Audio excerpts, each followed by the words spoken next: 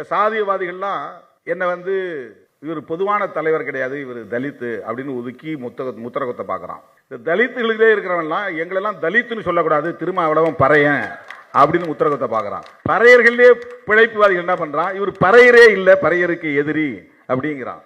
இதெல்லாம் ஏன் சொல்றான்னா, நான் பெரியாரின் பிள்ளையாக இருப்பதுதான் காரணம்.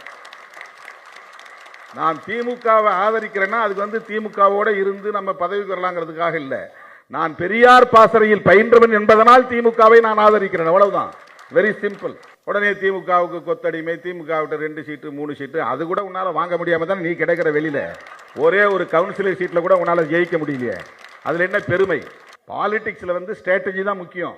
யாரோடு கூட்டணி சேரணும், எப்படி வெற்றி பெறணும், எப்படி அதிகாரத்தை பகிர்ந்து கொள்ளணும் அப்படிங்கறதா வந்து ஸ்ட்ராட்டஜி. அந்த அடிப்படையில் தான் இன்னைக்கு வந்து தமிழ்நாட்டு அரசியல் வரலாற்றில், ஏன் தென்னிந்திய அரசியல் வரலாற்றில் இதுவரையில் நிகழ்த்த முடியாத சாதனையை விடுதலை சிறுத்தைகள் கட்சி நிகழ்த்தி இருக்கிறது.